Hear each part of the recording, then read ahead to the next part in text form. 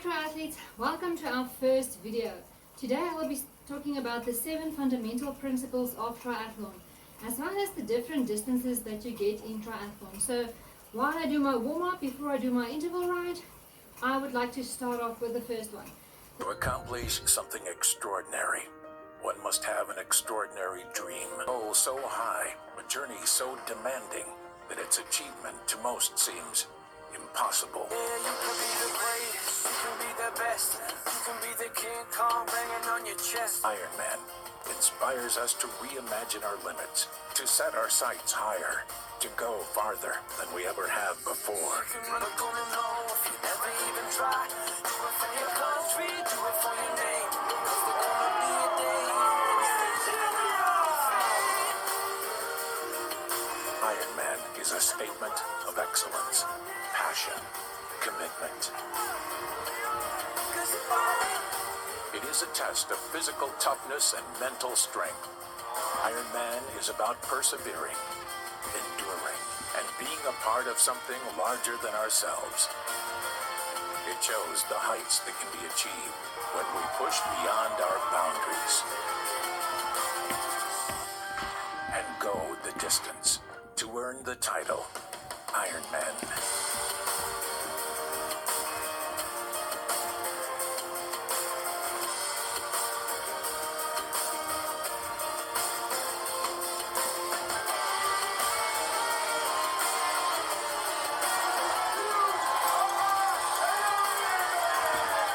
The first fundamental principle in triathlon would be swimming. You need to know how to swim. The second principle would be cycling, as I'm doing right now, warm up before my interval ride.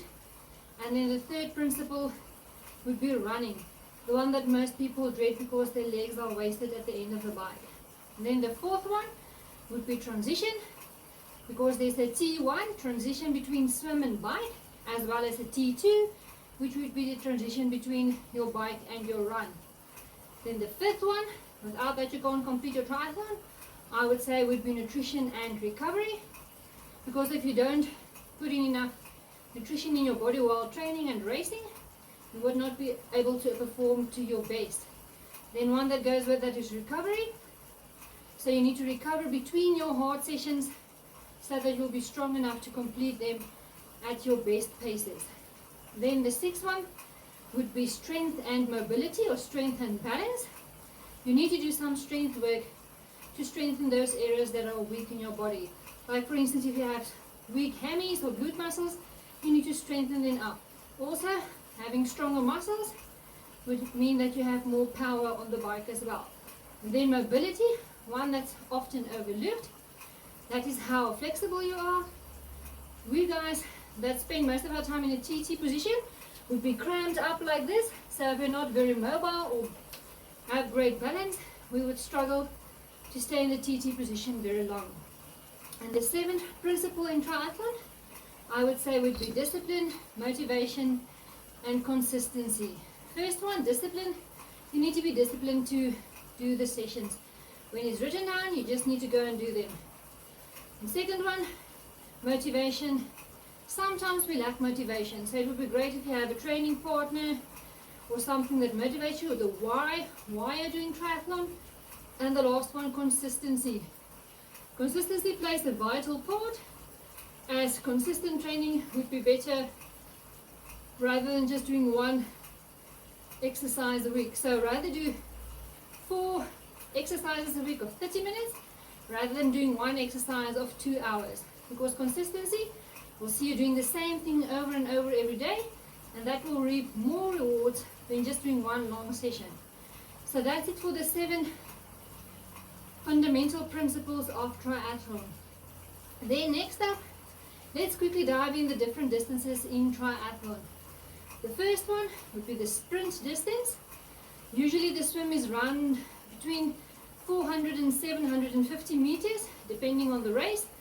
And then after that you need to cycle 20 kilometers and run 5 kilometers after that. Usually there's no cutoff time, so you can complete this in your own time.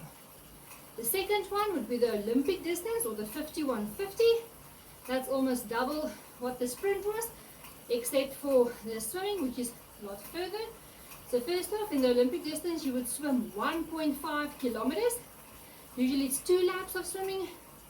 After that, you need to bike 40 kilometers. And after that, you need to run 10 kilometers. Then the next one, the big one for some people, the half Ironman, also referred to as the 70.3. The distance between the swim of the Olympic and the half Ironman ain't that much. So for competing in a half Ironman or a 70.3, you need to swim 1.9 kilometers. Then after that, you need to bike 90 kilometers. And then after that, you need to run a half marathon or 21.1 kilometers. Usually there's a cutoff time. You need to finish this within 8 hours. And they have cutoff times for the swim, the bike, and the run.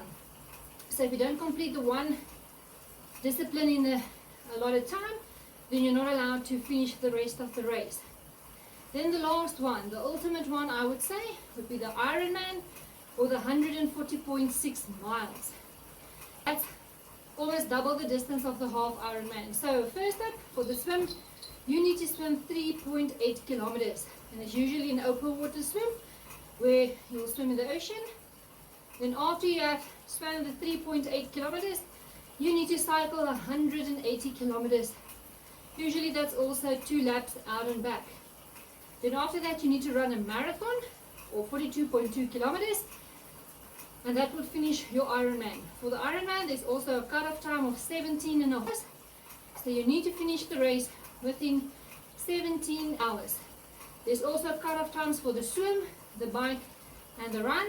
Once again, if you don't finish them in the allotted time frame, you're not allowed to go on to the next discipline. Something that people sometimes forget, if you spend too much time in transition between the two, swim or bike and run, they can also tell you that you spend too much time and you can't continue on the race. So that's it. That's the difference in distances, whether you're doing a sprint, Olympic, 70.3 or an Ironman distance. And that's it for today, you guys. Looking forward to our next video on Wednesday, where we'll be discussing the jargon related to triathlon. Before we dig into training plans and what you need for triathlon, I think the first thing you need to know next is what's the different jargon that we use in triathlon. So when I speak of FTP or HR or HRV, that you know exactly what I'm speaking about. So looking forward to our next session and see you guys later. Keep on the hard work, triathletes. Let me go and finish my interval set. Until next time, goodbye.